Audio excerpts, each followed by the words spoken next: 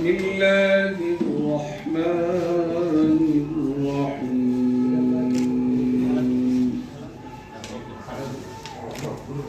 لا يكلف الله نفسا إلا وسعها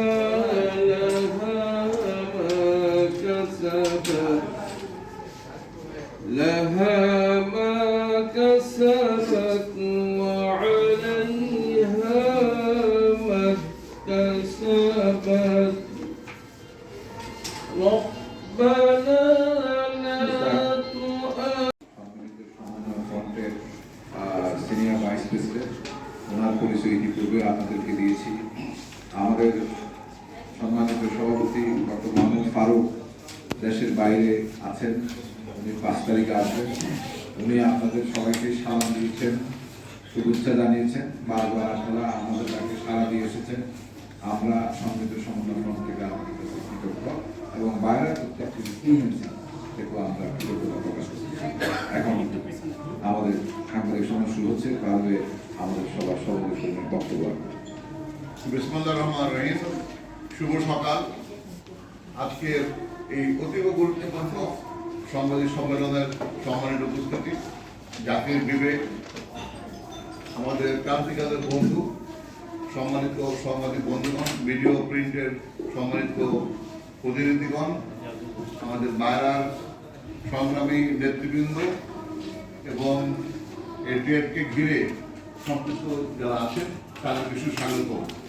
প্রথমেই প্রারম্ভিক সম্মিলিত সমন্বয় ফ্রন্টের পক্ষ থেকে আপনাদের পুষ্ট অভিনন্দন জানাচ্ছি যে জাতীয় প্রেক্ষাপটে এই সেক্টরকে ঘিরে যে হতাশা বিরাজ করছে, সেই হতাশার দুর্গ জাল থেকে বেরিয়ে আসার জন্যই আপনাদেরকে আজকে কষ্ট দিয়েছি। আমরা মূল বক্তব্য যাওয়ার পূর্বে আমি একটু ব্যাকগ্রাউন্ড বলে নেই, কারণ আমরা যখন মালয়েশিয়া সেক্টরটা খুলি তখন আমরা কয়েকজন মুস্তাফা আমাদের আজকে আমাদের মহাসচিব সম্বন্ধ মহাসচিব মহোদয় সহ আমরা কয়েকজন মালয়েশিয়া খুলেছিলাম 1990-তে। সে প্রেক্ষাপটটা আপনাদের জানা দরকার।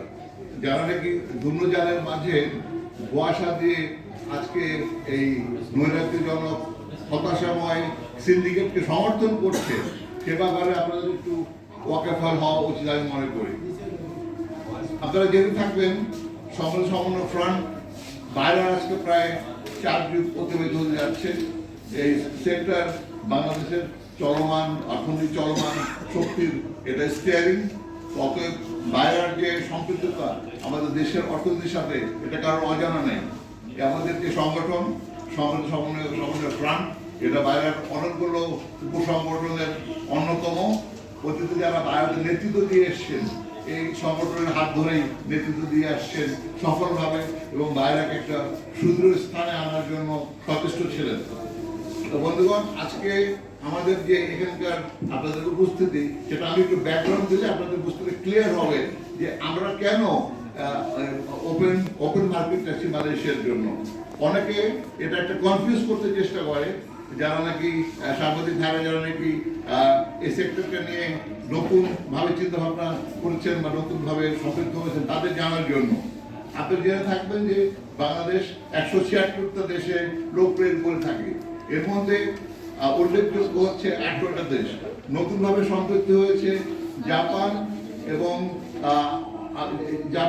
এবং সিন্ডিকেশন, মানে সীমিত সংখ্যক রিক্রুটার কাজ করে কোরিয়াতে, জাপানে এবং সিঙ্গাপুরে। তো আমরা কেন মালয়েশিয়া নিয়ে আমাদের তো মাথা ব্যথা? মালয়েশিয়া নিয়ে আমাদের মাথা ব্যথা এর জন্যই যে মালয়েশিয়ার মার্কেটটা 91-92-তে খোলা হয়েছিল, 1991-90-তে।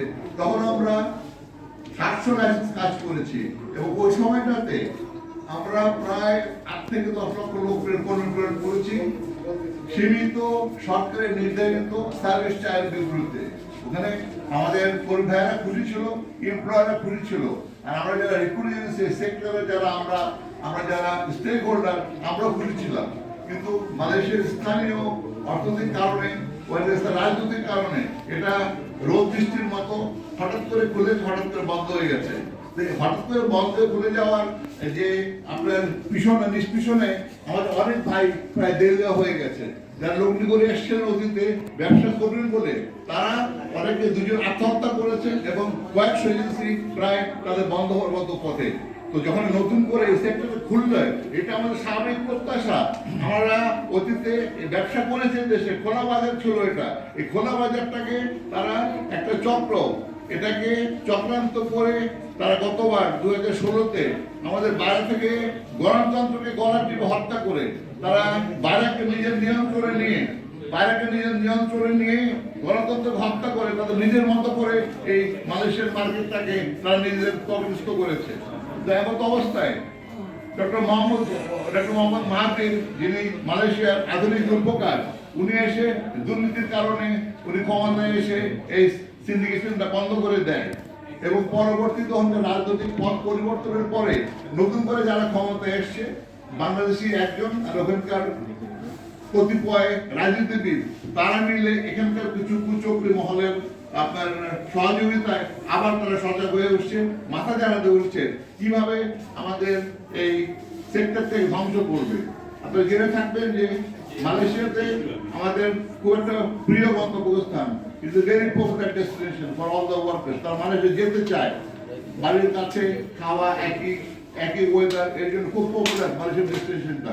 তো আমরা যারা আজকে বাইরা পরিবার, প্রায় 2000-এর মতো বাইরা পরিবারের সদস্য, তো 2000 লোককে আপনি সাইড টাইম করে বাক্সবন্দি করে 25 জন ব্যবসা করবেন, এটা তো কোনো সভ্য দেশের, কোনো গণতন্ত্র দেশের কাম্য না।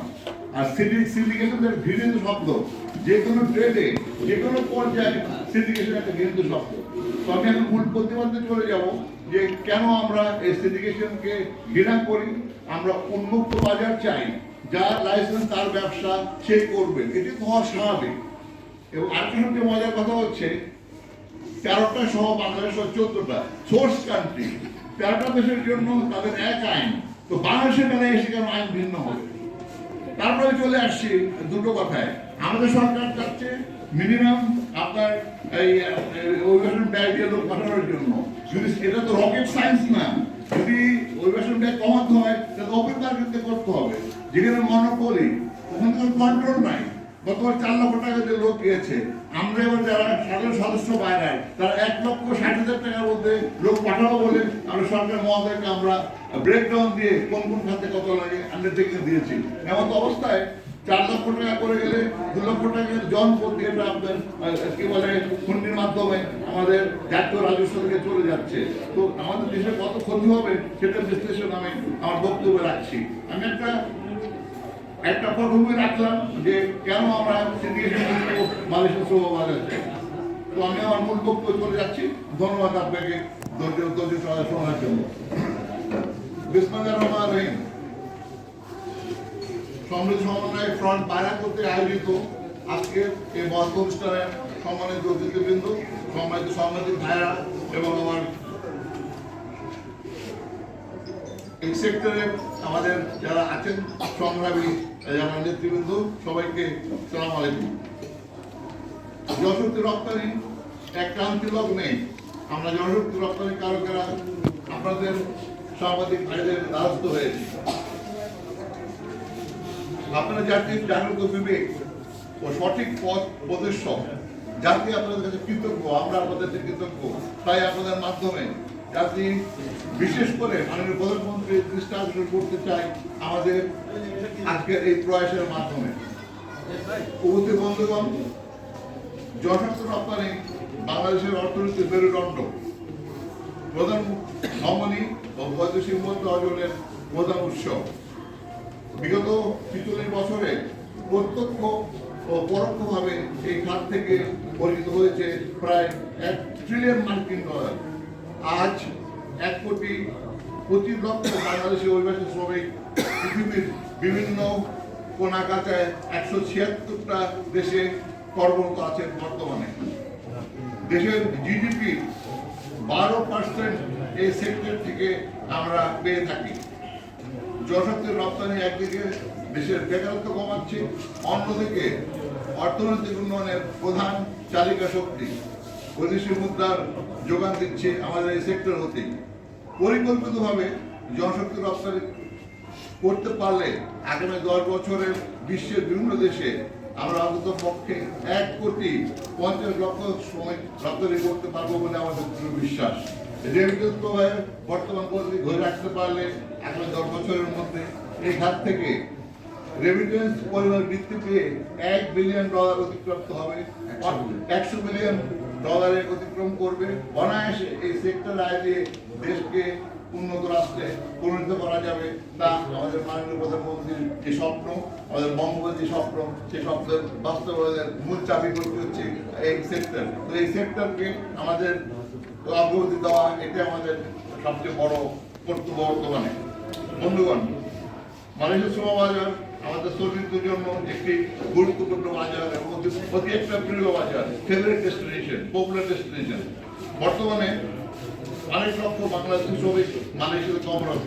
অনেক লোক বললাম, এখানে কিছু ট্রিগার আছে, কখনো অবৈধ হয়ে যায়, কখনো বৈধ হয়ে যায়, কখনো পালিয়ে যায়, কখনো স্টুডেন্ট হিসেবে যায়। এই জন্য আমরা মাল্টি ডিজিটাল দিয়ে রাখলাম কয়েক লক্ষ। বর্তমানে মালয়েশিয়াতে শ্রমিক সংকট চলছে। আগামী 5 বছরে তাদের প্রয়োজন আনুমানিক 10 থেকে 15 লক্ষ শ্রমিক। অন্যান্য পার্শ্ববর্তী দেশে যারা মালয়েশিয়ার এতদিন শ্রমিক রপ্তানি করে আসছে, সেই সকল দেশ থেকে পর্যাপ্ত পরিমাণ শ্রমিক তারা পাচ্ছেন না। আমাদের আছে প্রচুর কর্ম সক্ষম যুবকের এক বিশাল ভান্ডার। মালয়েশিয়া তাদের প্রিয় গন্তব্যস্থল। মালয়েশিয়ার নিয়োগকর্তারাও বাংলাদেশ শ্রমিকদের নিতে আগ্রহী। মানে বাংলাদেশ শ্রমিক আসলে অনেক কর্মঠ এবং তারা ওভারটাইম করতে পছন্দ করে এবং সবাই তারা প্রিয় পাত্র মালয়েশিয়ার নিয়োগকর্তাদের। মালয়েশিয়ার শ্রমিক রপ্তানির বড় বাধা হলো একটি বিশেষ সিন্ডিকেট চক্র। আপনারা জেনে থাকবেন যে 2016 সালে এই চক্রটি সকল প্রচলিত বৈধ নিয়মকানুনকে ধূলিসাৎ করে দিয়ে শুধুমাত্র 10 জনের সমন্বয়ে গঠিত হয়ে একটি সিন্ডিকেট করে পুরো বাজারটা দখল করে নেয় এবং এই সেক্টরের অবস্থা শোচনীয় করে তোলে, যা বর্তমানে প্রতীয়মান। বর্তমানে ওই একই সিন্ডিকেট চক্র পুনরায় বাজারটি দখল করে হাতিয়ে নেওয়ার জন্য তৎপরতা চালাচ্ছে, নানাবিধ ষড়যন্ত্র জাল বুনছে।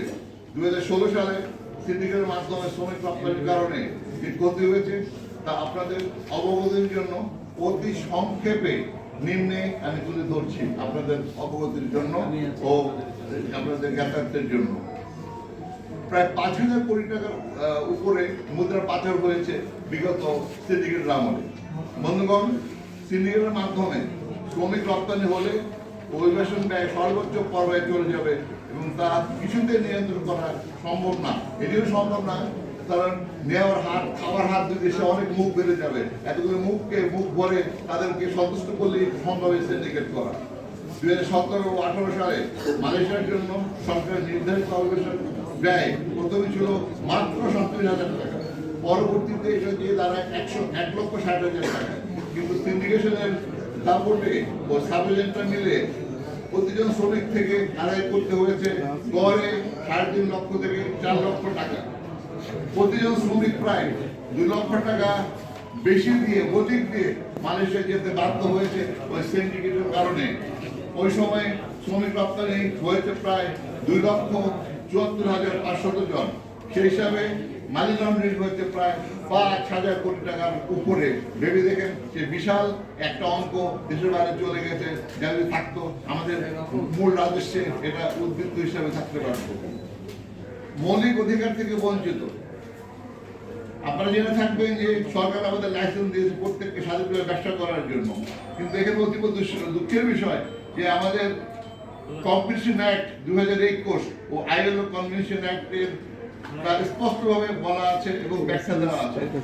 সিন্ডিকেটের মাধ্যমে শ্রমিক রপ্তানির কারণে অধিকাংশ রপ্তানিকারকই ব্যবসা থেকে বঞ্চিত হয়েছে এবং তারা মৌলিক অধিকার থেকে বঞ্চিত হয়েছে এবং তাদের ব্যবসা ও ব্যবসায়িক আকাঙ্ক্ষা ভবিষ্যৎ হয়েছে। পছন্দ করার স্বাধীনতা কেড়ে নেওয়া। শ্রমিকদের কোনো পছন্দ ছিল না, ফ্রিডম অফ চয়েস বলতে সংবিধানে একটা কথা আছে বলে, এবং দুর্ভাগ্যবশত ওই আমলে এই কথার কোনো প্রয়োগ ছিল না এবং কোনো চর্চাও ছিল না।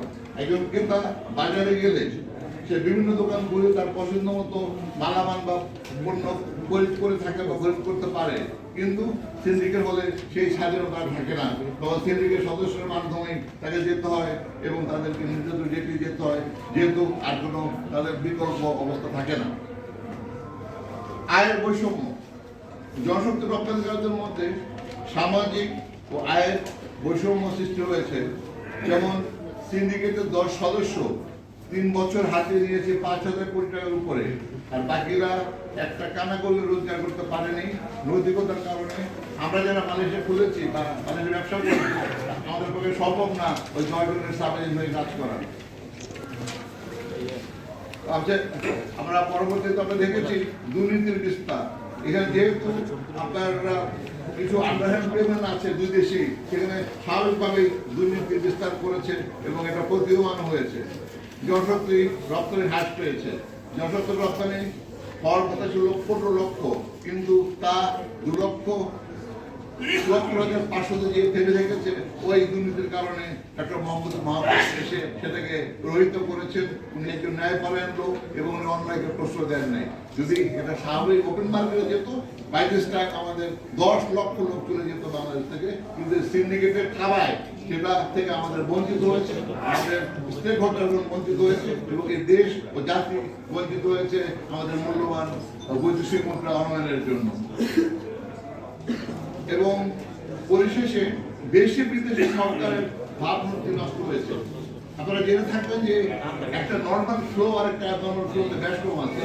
এখানে অবশ্যই আমাদের বিদেশে এটা নিয়ে কথা হয়েছে, অন্য যারা নাকি সোর্স কান্ট্রি আছে, সেলস কান্ট্রির আপনার সম্মান মাধ্যম, ওই সোর্স কান্ট্রির লোকজন এটা নিয়ে অনেক কথা বলছে যে বাংলাদেশে ভিন্ন আইন কেন, বাংলাদেশ সরকার কেন এটাকে বৈধ করেছে এই সিন্ডিকেশনকে। তারা তো বৈধ করে নাই সোর্স কান্ট্রি, আমরা 13 জন।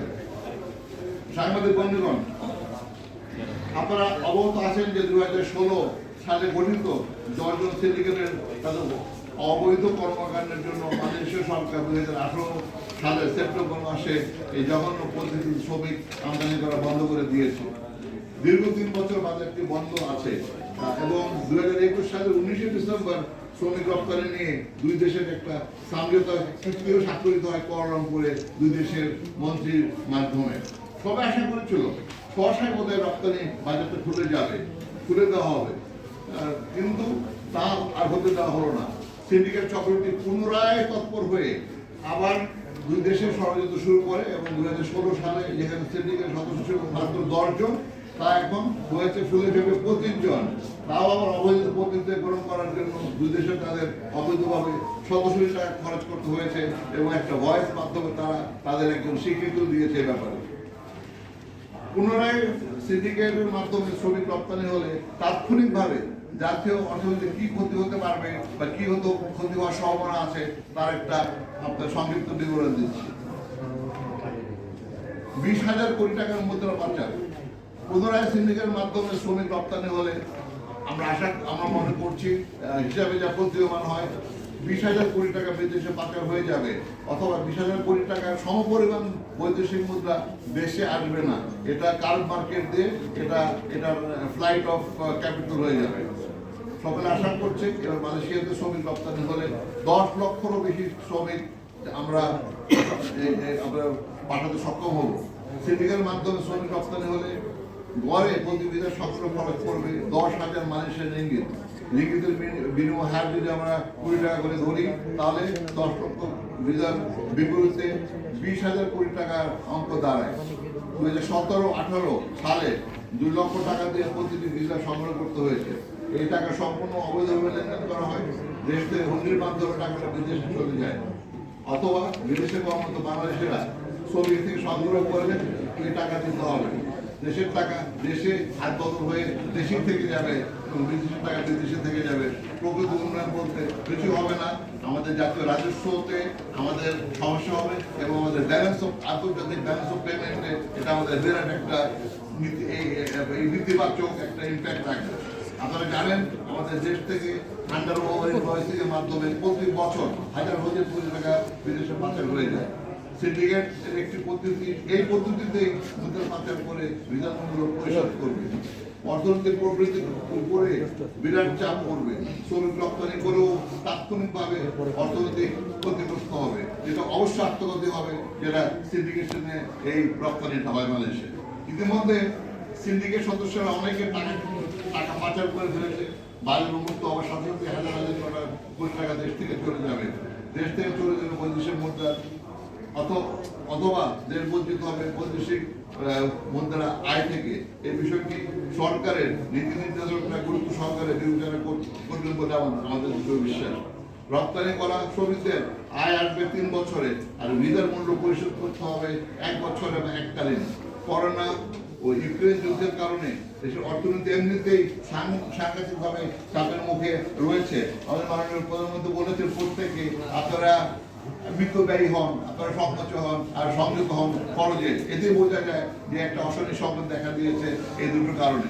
অতএব যদি 20,000 কোটি টাকা দেশ থেকে চলে যায়, তাহলে দেশ বঞ্চিত হবে, বিরাট এক অর্থনীতির উপরে চাপ পড়বে এবং এর কিন্তু বিরূপ প্রক্রিয়া হবে, তা সহজে অনুমেয় এবং আপনারা সেটা নিজেরাই ভেবে দেখবেন।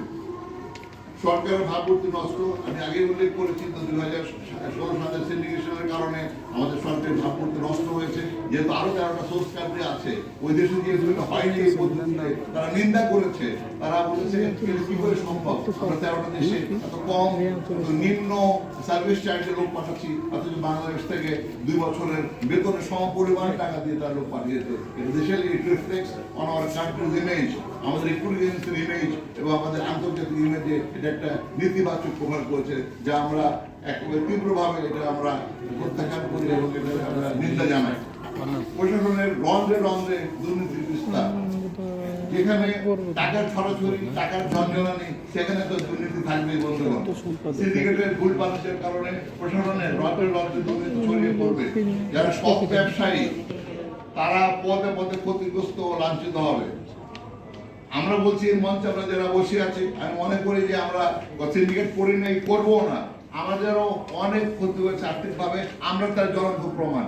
আমরা যারা মঞ্চে বসে আছি, অন্তত 2 জন আমরা মালয়েশিয়া করার জন্য রেসপন্সিবল ছিলাম, আমরা অগ্রণী ভূমিকা ছিলাম, কিন্তু আমরা অন্য করার অধীনস্থ হয়ে আমাদের নাম ছিল কত সিন্ডিকেটে, আমরা তার ঘৃণা সহকারে সেটা আমরা প্রত্যাখ্যান করেছি এবং আমরা জনতার কাতারে এসে দাঁড়িয়েছি, যেন এই ব্যবসাটার সুভাবে আমাদের আগামীতে আমরা যেন রপ্তানি করতে পারি, যার লাইসেন্স তার। পরিশেষে অভিবাসন ব্যয় বৃদ্ধি পাবে।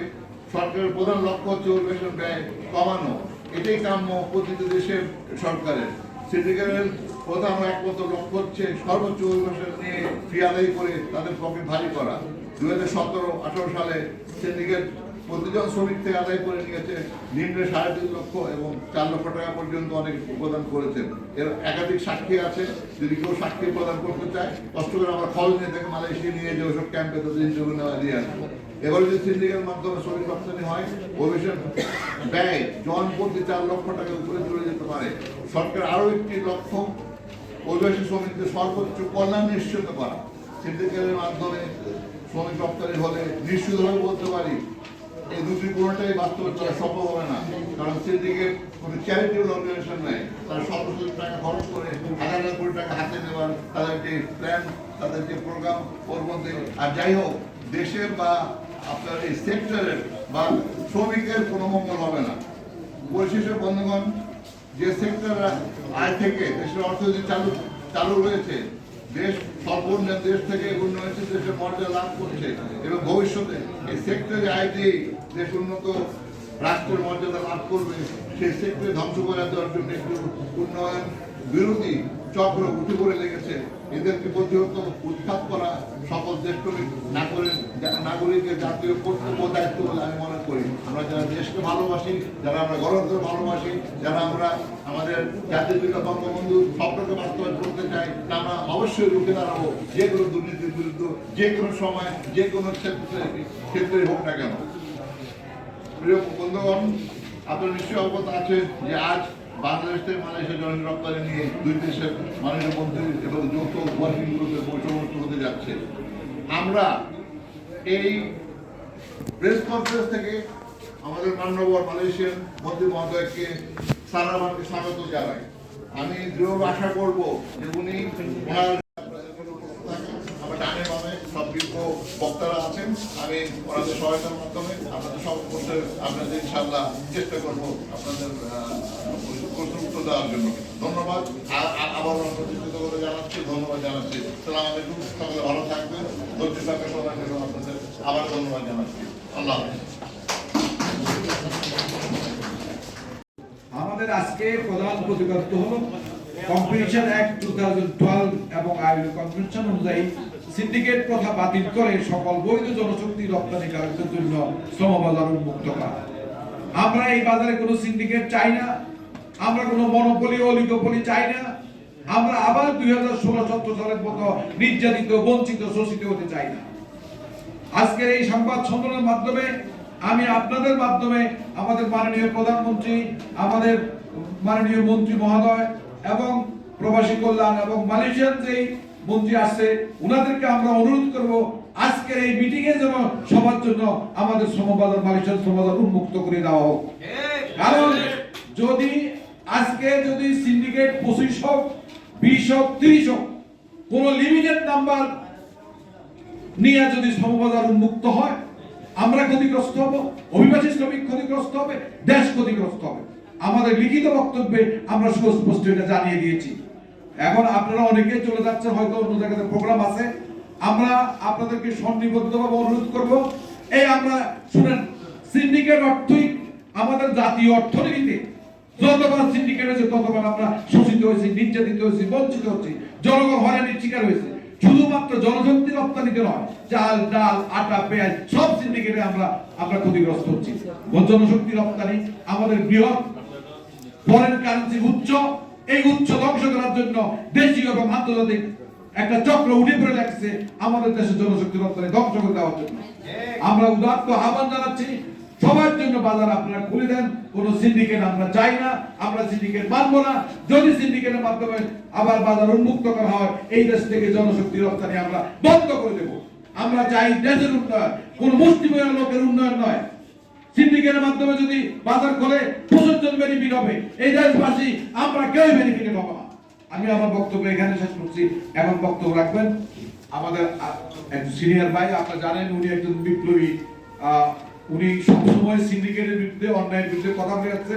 জনাব আকবর হোসেন মঞ্জু, এরপরে টিপু সুলতান সাহেব বক্তব্য রাখবেন। সম্মানিত সাংবাদিক বন্ধুগণ, আমরা ভারপ্রাপ্ত সভাপতি সাহেব বিস্তারিত বলেছেন, আপনারা শুনেছেন। আমরা এখানে যারা আছি রিক্রুটমেন্ট মালিকরা, আমরা সবাই চাই যে কোনো অবস্থায় সিন্ডিকেটকে বাস্তবায়ন করতে দেব না।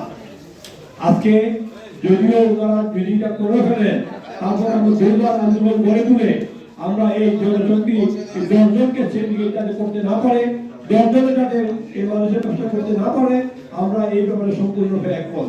আমরা দুর্বার আন্দোলন করে ওদের পদ রুদ্ধ করে দিব এবং ওরা যাতে ব্যবসা না করতে পারে, আমাদেরকে শোষণ না করতে পারে, আমাদেরকে বঞ্চিত না করতে পারে।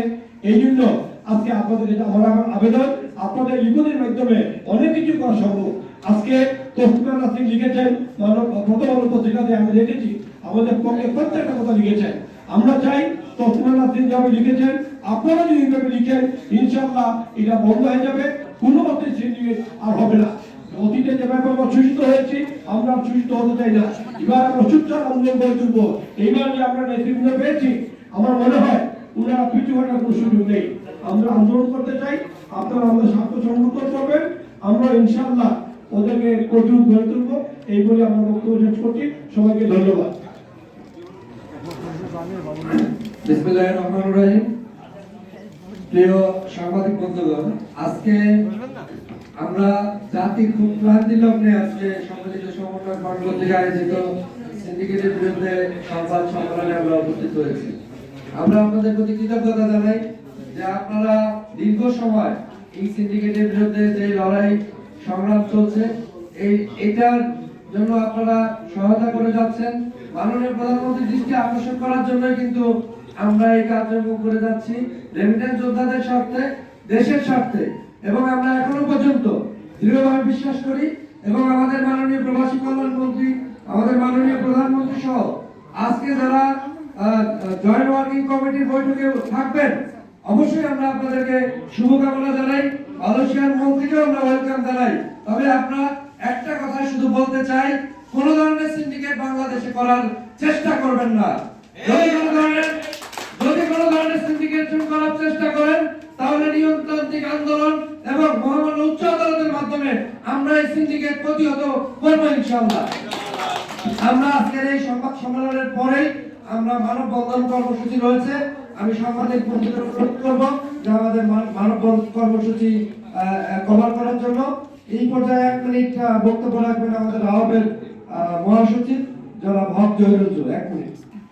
সাংবাদিক বন্ধুগণ, আমরা শুধু আপনাদের দৃষ্টি আকর্ষণ করতে চাই, আমাদের দেশ থেকে যে শ্রমিক যাবে বিভিন্ন গোষ্ঠীকে সমন্বয় করে তারা যে সিন্ডিকেট করবে, এই খরচটা আমাদের শ্রমিক ভাইদের উপর পড়বে।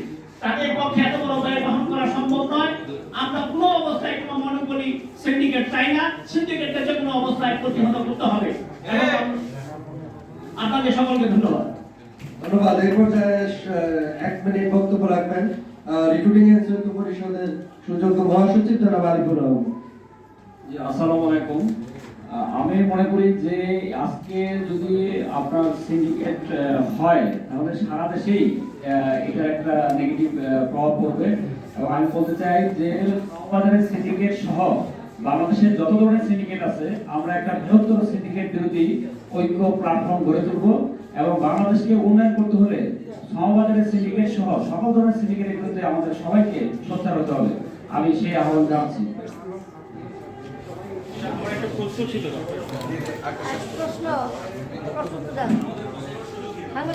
আমাদের সমস্ত বক্তব্য অলরেডি চলে এসেছে।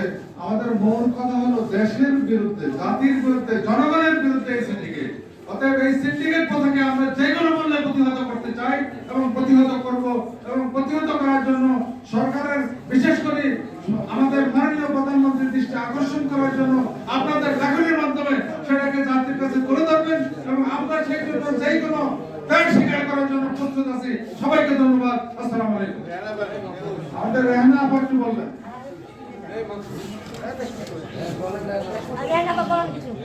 সবাইকে স্বাগতম।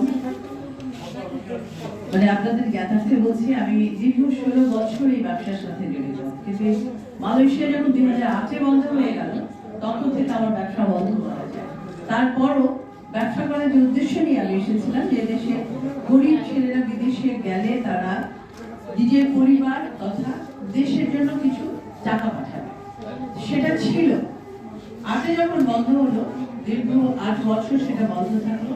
2016-তে এসে এক কুচক্রী মহল আমাদেরকে কনভিন্স করার চেষ্টা করলো আমরা 10 জনের মাধ্যমে খুললো, মালয়েশিয়া তো খুলবে, আগে তো খুলুক।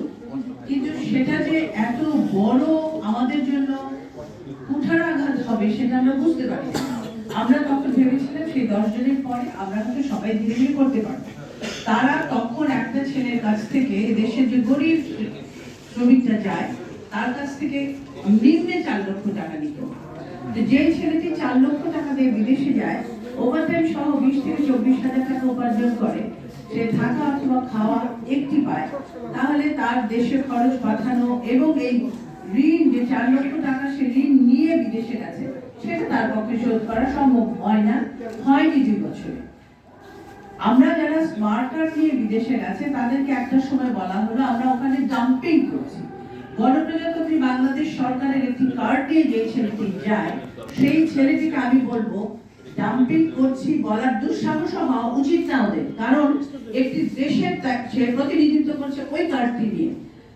আমরা এভাবে নির্যাতিত হচ্ছে আমাদের এই দেশে কিছু অসৎ লোকের কারণে। সেই অসৎ লোকগুলো আপনারা এটাতে পেয়েছেন, হাজার হাজার হাজার কোটি টাকা বিদেশে দিয়েছে ওদেরকে কনভিন্স করার জন্য যেন 25 জনকেই দেয়।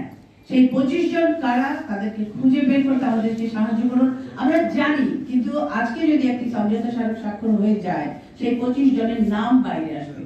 আপনারা আজকে আমাদেরকে কথা দিয়ে যান সেই 25 জনকে ধরে এনে বিচার করবেন আপনারা এবং আমাদেরকে সেটা করতে সাহায্য করবেন, যারা দেশে হাজার হাজার কোটি টাকা বিদেশে চলে যাচ্ছে। আমি বিশ্বাস করি না যে মাননীয় প্রধানমন্ত্রী এটা জানেন না। আমি বিশ্বাস করতে চাই তিনি যেটা বলেছেন আমাদের জনশক্তি, শ্রমিকের ব্যয় কমানোর কথা, সেটা উনি করবেন। যদি এটা সিন্ডিকেট হয়ে যায় অনেক পাইপলাইনে আছে, তারা হয়তো যাবে, কিন্তু তারা কোনোদিন সেই সৌভাগ্যের মুখ দেখবে না যেটা দিয়ে তারা তার সংসারকে চালানোর স্বপ্ন নিয়ে এসে গিয়েছিল। যাই হোক, আপনারা আমাদের সাথে থাকলে সেই কথাটা দিন। আমরা হয়তো এখন দেখতে পাচ্ছেন সংখ্যায় কম, মূলত কিন্তু আমরা 1700-র মধ্যে 25 জন বাদ দিলে যা হয়, যোগ বিয়োগ করে দেখুন, আমরা সবাই সেই নির্যাতিত দল। আপনারা আমাদের সাথে থাকেন, হয়তো পরবর্তীতে আরো কোনো বড় কর্মসূচি দিতে হতে পারে।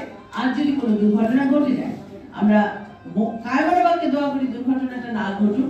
মাননীয় প্রধানমন্ত্রীর আমলে দিয়েছেন যেই মেসেজটা হোয়াটসঅ্যাপে এসেছিল, সেটি আমি আমার ব্যক্তিগত যোগাযোগের মাধ্যমে মাননীয় প্রধানমন্ত্রী, যিনি চিফ স্ক্রিপ্ট রাইটার, তাকে পাঠিয়েছি। আমি বলেছি মাননীয় প্রধানমন্ত্রী বলছেন না নাটুটি, আমার বিশ্বাস তিনি জানেন এবং হবেন না, আমরা আশা করি।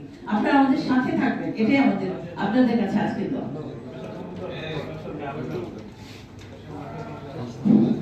আচ্ছা, আপনাদের আপনারা যে কোনো প্রশ্ন থাকে আমাদেরকে করতে পারেন। হ্যাঁ, প্রশ্ন যে সিদ্ধান্ত কিছুদিনের মধ্যেই হবে, আপনারা জানেন যে বৈঠক শুরু হয়ে গেছে। সিদ্ধান্ত আমরা যতটুকু জানি, একটা তথ্য আমাদের কাছে অথবা হওয়ার খবর নাও হতে পারে। সেটি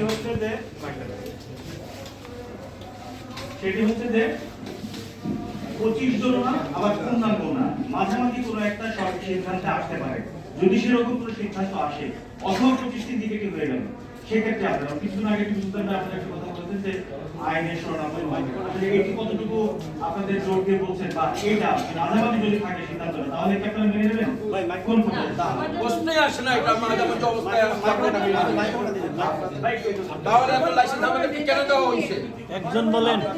স্পষ্টভাবে আমরা জানাচ্ছি জাতিকে, আমরা কোনো লিমিটেড লাইসেন্স নিয়ে কোনো কম্প্রোমাইজ করবো না। সরকার লাইসেন্স দিয়েছে 2500, এখন বেলিং লাইসেন্স আছে। এর ভিতরে ধরেন অনেকের সমস্যা আছে, 16-17 লাইসেন্স কাজ করতেছে। কোন অধিকারে, কোন আইনে যে বাকিদেরকে বঞ্চিত করে সরকার এই সিদ্ধান্ত নেবে? আমরা সেই সিদ্ধান্তের বিরুদ্ধে অবশ্যই নিয়মতান্ত্রিকভাবে আন্দোলন চালিয়ে যাব এবং উচ্চ আদালতে শরণাপন্ন হবে। এখানে আমাদের কোনো কম্প্রোমাইজ নেই। আমার একটা প্রশ্ন আছে যে আপনি অন্য দেশে শ্রমিক যাচ্ছে, সর্বমূল্য নারী শ্রমিক, আপনার কি কখনো চিন্তা করেছেন যে অনেক শ্রমিকের দক্ষ মালয়েশিয়া জাপানে যাওয়ার মতো, তাদেরকে আপনি ভবিষ্যতে পাঠানোর কোনো চিন্তা করেছেন?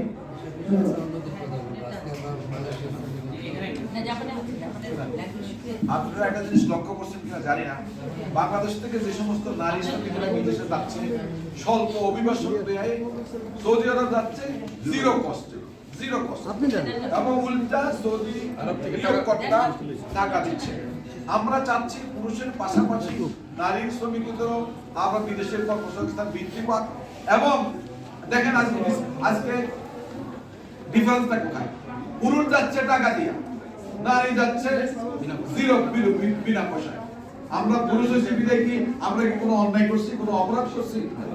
আমরা চাই পুরুষ নারী সমানভাবে যাবে, জিরো কস্টে যাবে, সবাই সমানভাবে যাবে। এখানে কোন রকমের পার্থক্য করা যাবে না। আর জাপান কেন, সারা বিশ্বব্যাপী আপনারা কিছুক্ষণ আগে আমাদের লিখিত বক্তব্য শুনছেন, আগামী 10 বছরের ন্যূনতম পক্ষে 150 লক্ষ লোক এই দেশ থেকে যাবে। এই সেক্টরেই বাংলাদেশকে উন্নত রাষ্ট্রে পরিণত করতে পারবে। There is no other sector. আছে কোন সেক্টর নাই? আপনি আরেকটা প্রশ্ন করতে চাই।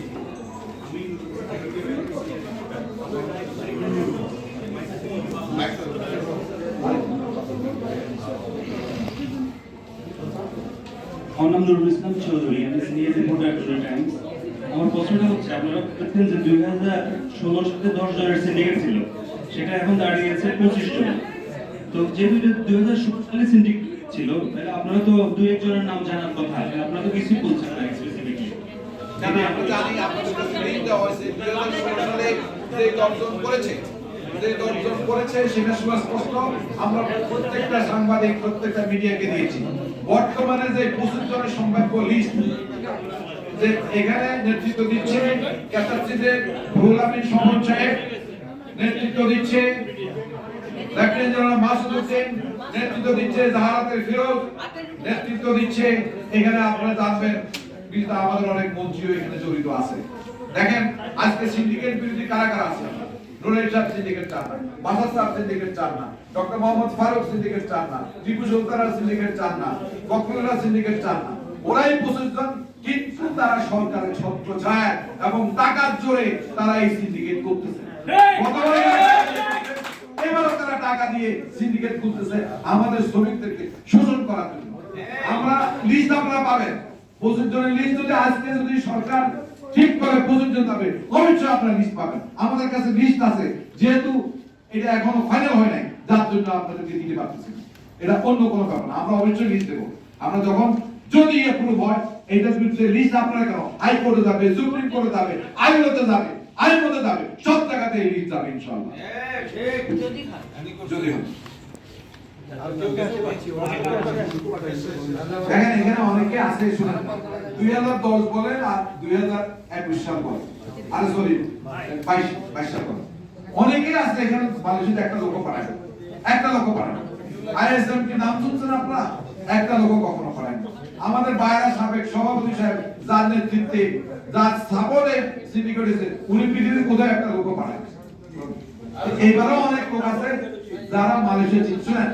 রিয়াজ সাহেব একটা কথা বলছে, ওই শুধু সাবধানে বিদ্যার 1984 সাল থেকে আমরা মালয়েশিয়ান শ্রমবাজারে কাজ করে যাচ্ছি। উনি ছিলেন, আমি ছিলাম, আমরা কখনো এটা সাকসেস হয় নাই। মালয়েশিয়া কখনো সেটা উন্নত হয় নাই। অভিবাসী শ্রমিকদেরকে তারা কিভাবে দেবে এটা জানতো না। 1990-91 সাল থেকে যে শ্রমিক যাওয়া শুরু হয়েছে, আমরা শ্রমিক পাঠাচ্ছি। 91 থেকে 2012 সাল পর্যন্ত আমরা বেসরকারি শ্রমিক পাঠিয়েছি। 10-20 লক্ষ লোক না, মালয়েশিয়াতে লোক গেছে তো কমসে কম 30 লক্ষ, যাওয়া আসার ভিতরে এখনো 6 থেকে 7 লক্ষ শ্রমিক আছে। মালয়েশিয়ার জনগণ সিন্ডিকেট চায় না, মালয়েশিয়ার সরকারও চায় না, চায় আমরা আমাদের ওই যে দাতো আমি শপথ, তারা ওদেরকে টাকার লোভ দেখাইয়া যে তোমরা সিন্ডিকেট করে এত কোটি কোটি টাকা পাবা। আমাদের বাইরে আমাদের রক্ত চুষি খাচ্ছে, তারা এই দেশকে বিক্রি করে দিচ্ছে। আচ্ছা, আমরা মনে করি সভাপতি সাহেব এখনই আমাদের সাংবাদিক সম্মেলন সমাপ্ত করবেন। আমরা এখন আপনারা কাইন্ডলি যদি জানেন, আমরা একটা মানববন্ধন করবো, আমরা এই প্রেস সামনে করবো, প্রেস ক্লাবের সামনে করবো। আপনারা অংশগ্রহণ করলে কারণ আমরা আজকে মেসেজটা দিচ্ছি, শুনেন, আমরা কোনো ভায়োলেন্স করতেছি না। আমরা শান্তিপূর্ণভাবে সরকারকে জানাতে চাচ্ছি, আমাদেরকে লাইসেন্স দিচ্ছে, আমাদেরকে শ্রমিক ব্যবসা করার সুযোগ দেয়। বাংলাদেশের আইনতা, আন্তর্জাতিক আইনতা, আইন মানে আমরা কাজ করি, সরকারের নির্দেশ মানে আমরা সরকারের বিরোধিতা করতেছি না। We are not opposing government, we are cooperating with the government. উপস্থিত সংসদীয় ভাইয়েরা, যদি আপনাদের প্রশ্ন না থাকে, আমরা বিনীতভাবে আপনাদের অনুরোধ করবো, তাই আমাদের একটা মানববন্ধন এটারই একটা অংশ হিসেবে আমরা যখন আপনাদের 28 জন্য এই সভাকে সমন্বয় করার জন্য আপনাদের ধন্যবাদ জানাচ্ছি। আসসালামু আলাইকুম।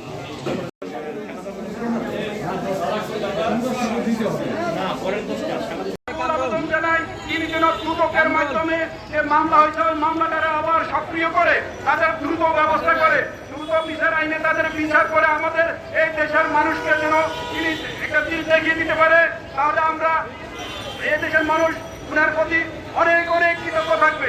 আমি আরো অনুরোধ করব যে এই দেশে যারা এখনো সিন্ডিকেট করছেন, পিছনে করছেন, তারা সাবধান হয়ে যান, না হয় তাদের বিচার যদি এই দেশে গত 40 বছর পূর্বে যাদের যেই রাজাকারদের যেরকম বিচার হয়েছে, আজকে তাদেরও আমরা আবেদন করব। আমরা তাদের জন্য আমরা সিদ্ধান্ত রেখেছি, আমাদের এই বাইরের নেতৃত্বে তাদের মরে গেলে, তাদের মৃত্যুর পরও তাদের বিচার হবে। কোন সিন্ডিকেটকারীকে আমরা এই দেশে পছন্দ করি না, আমরা আমাদের দেশের মানুষ কোন সিন্ডিকেট পছন্দ করে না। এরকম সাহায্য নুন তেল সব কিছুতে যেভাবে সিন্ডিকেট, এই সিন্ডিকেট কারণে আজকে মানুষ না বিশ্বাস। আমরা অনুরোধ করবো মাননীয় প্রধানমন্ত্রীকে, দয়া করে এই জনশক্তি রপ্তানি বাংলাদেশের প্রথম খাত, এই খাতকে আপনি নজর দিন। এই খাতের কারণে আজকে আপনার এই দেশ স্বাবলম্বী।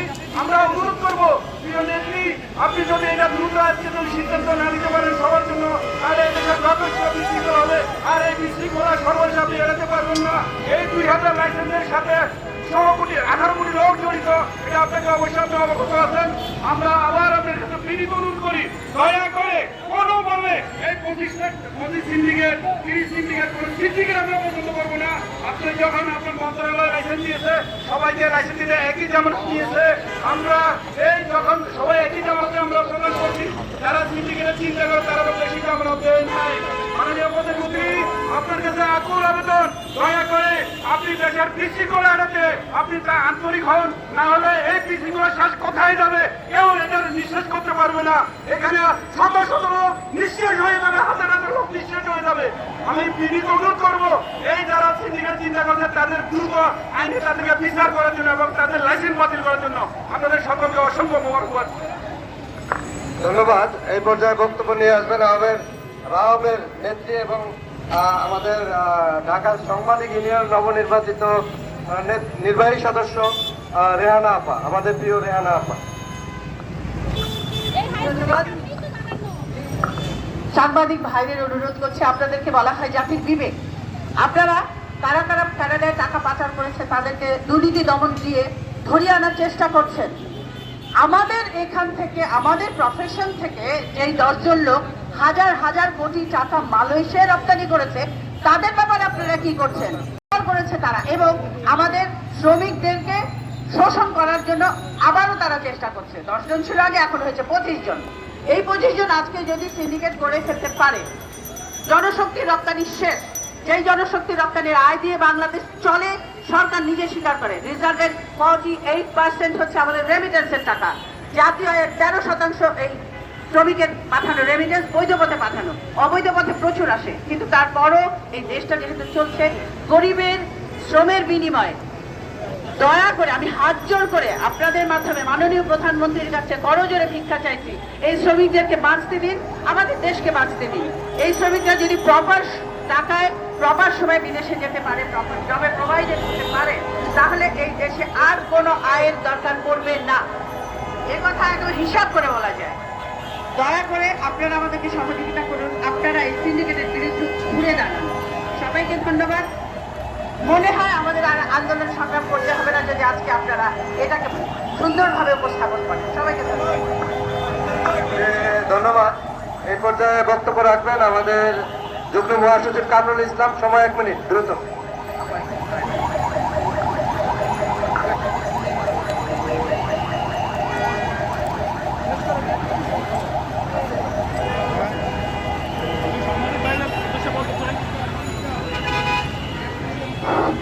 আমি সাংবাদিক ভাইদের উদ্দেশ্যে বলতে চাই, সিন্ডিকেট দেশের জন্য ভালো কিছু করে আনে না। সিন্ডিকেট একটা অভিশাপ, একটা গজব। এই গজব থেকে দেশকে রক্ষা করতে হবে, দেশের শ্রমিকদেরকে রক্ষা করতে হবে। আমরা চাই আজকের এই মিটিং এ একটা সুস্থ, একটা সুন্দর, সবার জন্য ব্যবসা উপযোগী, শ্রমিকদের সাথে একটা চুক্তি সই করা হোক, একটা সিদ্ধান্ত নেওয়া হোক। যদি এটা না করা হয়, এই যারা লোকেরা এই 25 জন সিন্ডিকেটের বিরুদ্ধে যদি না হয়, সিন্ডিকেটকে না হয়, আমরা এর বিরুদ্ধে কঠোর কর্মসূচি নেবো ইনশাল্লাহ।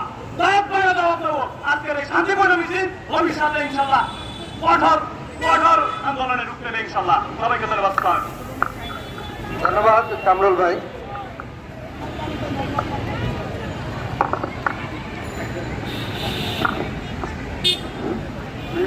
প্রায় 19 থেকে 20 কোটি জনসংখ্যার এই বাংলাদেশ, আমাদের এই বাংলাদেশের আছে জনশক্তির খনি।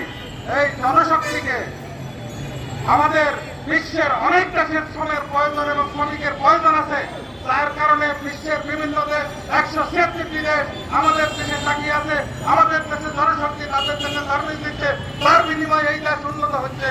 অতএব মালয়েশিয়াও আজকে আমাদের জনশক্তির প্রয়োজন দিতে তারা আমাদের কাছে আসছে। কিন্তু আমাদের দেশের কিছু স্বল্প সংখ্যক কুচক্রী মহল, তাদের মধ্যে কেউ কেউ সরকারের সাথেও সম্পৃক্ত আছে। তারা সিন্ডিকেট করে আমাদের দেশের ক্ষতি করতেছে, জনগণের ক্ষতি করতেছে। এই জনগণের ক্ষতির পরিপ্রেক্ষিতে আমরা ক্ষতি হতে দেব না। তাদের সিন্ডিকেট করে দেশকে ক্ষতিগ্রস্ত করে, সেটা না করে যাতে আমরা দেশকে স্বাবলম্বী করতে পারি এবং স্বল্প ব্যয়ে আমাদের শ্রমিকরা কর্মসংস্থানের সেই ব্যবস্থা করতে পারি। সেই জন্য আজকের মিটিংয়ে সেই সিদ্ধান্ত নিতে হবে যাতে করে সিন্ডিকেট কথা বাতিল হয়। সেই জন্য না হয় আমরা দুর্বার আন্দোলনের মাধ্যমে তাদেরকে প্রতিহত করবো, রাজপথে তাদেরকে আমরা চেষ্টা করবো, আইনের মাধ্যমে চেষ্টা করবো। এই প্রতিযোগিতাতে আমি মাননীয় প্রধানমন্ত্রী এবং আমাদের মন্ত্রী মহোদয়ের প্রতি অনুগ্রহ করতেছি, আজকে যাতে তারা সেই সিন্ডিকেট বিরোধী সিদ্ধান্ত নেয়। সবাইকে ধন্যবাদ। আমরা এখন আমাদের মানববন্ধন কর্মসূচি শেষ করব। আমরা মাননীয় প্রধানমন্ত্রীর প্রতি আবেদন জানাবো যে সকল বৈধ রিক্রুটিং এজেন্সির জন্য মালয়েশিয়া শ্রমবাজার উন্মুক্ত করতে হবে। আমরা এখন আমাদের সমন্বয় ফ্রন্টের মুস্তফা মাহমুদ ভাইকে দিচ্ছি। আমাদের একটাই দাবি, সমস্ত বৈধ রিক্রুটিং এজেন্সির জন্য সকল শ্রমবাজার খুলে দেওয়া। আমরা মাননীয় প্রধানমন্ত্রীকে সন্নিহিত অনুরোধ করতেছি, প্রবাসী কল্যাণ মন্ত্রী এবং আমাদের মেহমান মালয়েশিয়ার মানব সম্পদ মন্ত্রী এম সালামানকে অনুরোধ করতেছি, আপনারা সকল বৈধ এজেন্সির জন্য বাজারটি উন্মুক্ত করে দেন। এটাই আমাদের বক্তব্য এখানে শেষ করে দিচ্ছি।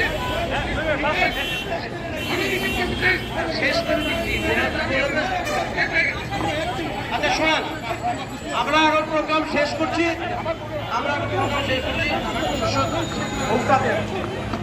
আমরা হ্যালো, মালয়েশিয়ার সিন্ডিকেট আজকে যেন চুক্তি না হয় সেই ব্যাপারে আমরা মাননীয় প্রধানমন্ত্রী এবং আমাদের মন্ত্রীকে অনুরোধ করছি এবং আপনাদের মাধ্যমে আমরা বার্তা প্রেরণ করছি যাতে করে আজকে সিন্ডিকেট না হয়। সিন্ডিকেট হলে বাংলাদেশ থেকে লক্ষ লক্ষ কোটি কোটি টাকা পাচার হবে, সেই পাচার যেন বন্ধ হয়। আপনি বলে আমরা আমাদের বক্তব্য শেষ করছি এবং প্রোগ্রাম এখনই শেষ করছি।